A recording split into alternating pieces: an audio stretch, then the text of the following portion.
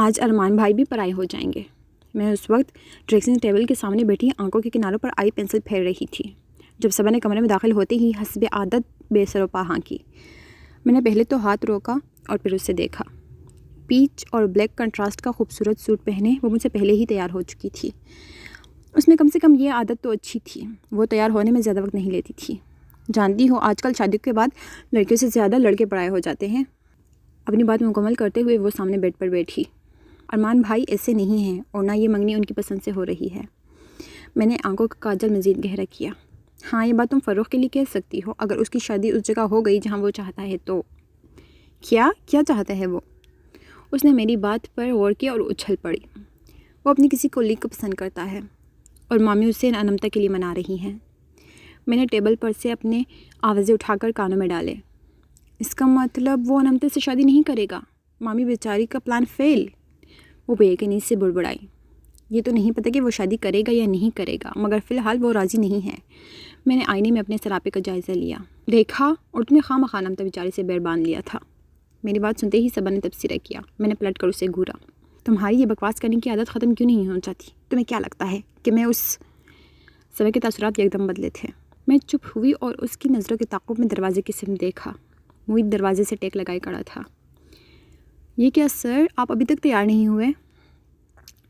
صبا نے اسے دیکھ کر حیرانی سے دریافت کیا۔ میں نہیں جا رہا، وہ سینے پر ہاتھ باندھتے ہوئے اطمینان سے بولا۔ وہ اس وقت اپنے اسی رف حلیے میں تھا، اڑے رنگ کی جینس پر بلیک چیک کی پرشکن شرٹ پہنے، کئی دن کی شیو بڑھائے اور آنکھوں میں سرخیاں سمیٹے۔ میں نے بیزار ہو کر رخ پھیرا۔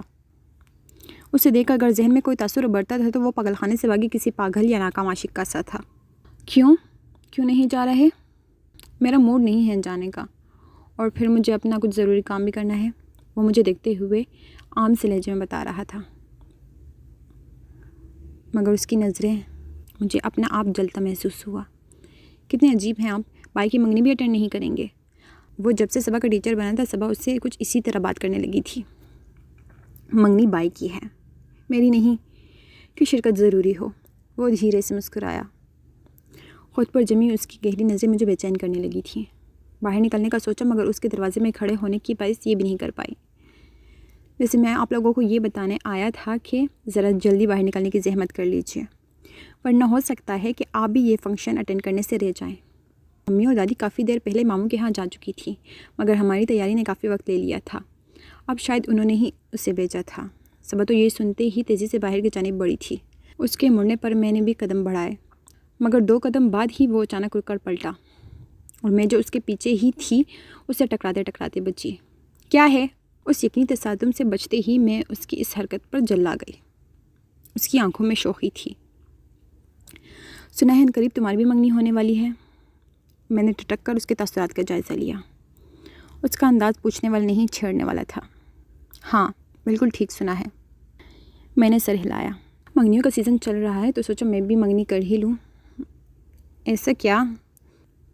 اس نے شدید سے لہجے میں کہتے ہوئے پیشانی پر بکھرے بال ہٹائے۔ پھر تو مجھے بھی اس موقع سے فائدہ اٹھاتے ہوئے 1 عدد منگنی کر ہی لینی چاہیے۔ وہ کمرے سے نکل آیا۔ بالکل کیجیے مگر بھائی صاحب، میں نے پیچھے اس کے شانے کو ہولے سے تھپتھپایا۔ وہ گردن موڑ کر مجھے دیکھنے لگا۔ اس سے پہلے ایک لڑکی ضرور ڈھونڈ لیجیے، کیونکہ آپ ہواؤں کو یا پھر دیواروں کو انگوٹھی نہیں پہنا سکتے، میں نے اس کی آنکھوں میں دیکھ کر کہا، اور اس کے کچھ کہنے سے پہلے ہی باہر نکل گئی۔ آپ کو یہ جملہ بہت مہنگا پڑنے والا ہے نیلی جی، اس نے پیچھے سے کہا تھا، مگر میں نے اسے مڑ کر نہیں دیکھا۔